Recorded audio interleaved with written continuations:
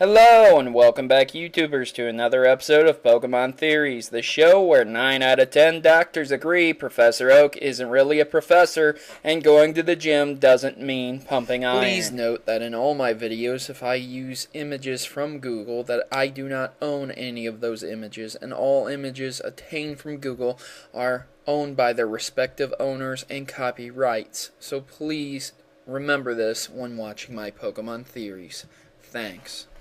Today's theory, Red's Pikachu is actually Ash's Pikachu. Now, I get a lot of questions about Red being Ash or Red being related to Ash, but the most common question I receive is that Ash's Pikachu was originally Red's.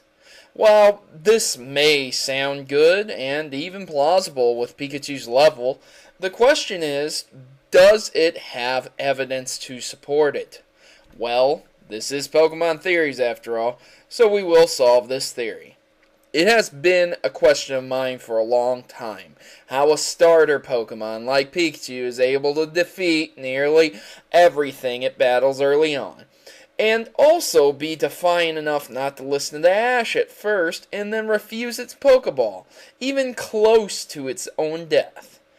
And it was given to Ash by Professor Oak, the same professor who gave Red his starter, even though Red's starter is not Pikachu if you follow the Pokemon origins in the Red and Blue games.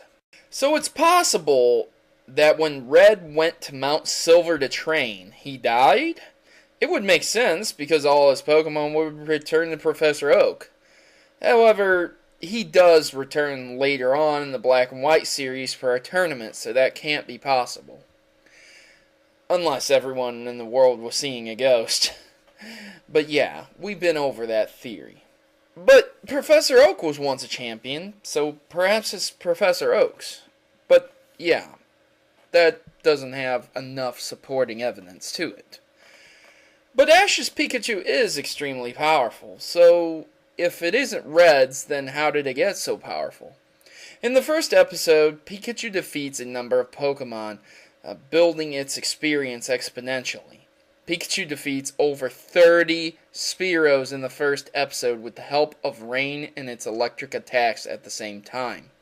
You can actually pause the video and see how many Spearow it takes on at the same time. Well, that wouldn't jump its level to 100 instantly. It would definitely boost it greatly.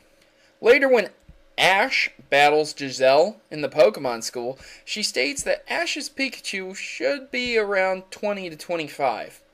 However, the anime isn't exactly perfect on figuring out how Pokemon's levels work, considering Pikachu did defeat Brock's Geodude and Onix with electric attacks, and then defeated a Cubone by turning its skull backwards and having it hit itself with its Bone Meringue attack. So the anime is not the go-to source for the most concrete evidence of stuff. But it still really seems likely, with Pikachu's power, that it was previously owned by someone else, namely Red. Sadly, to dash everyone's hopes and dreams out there, there is absolutely no way Ash's Pikachu was owned by Red. This can be proven by simple evidence found in both the anime and the game. Spoilers ahead for anyone who hasn't seen Pokemon Origins. So take both the games, Red, Blue, as well as Pokemon Origins. Red defeats Giovanni, and after defeating Giovanni, Giovanni decides to dismantle Team Rocket, meaning Red had to come after Ash, not before Ash, in order to have his Pikachu.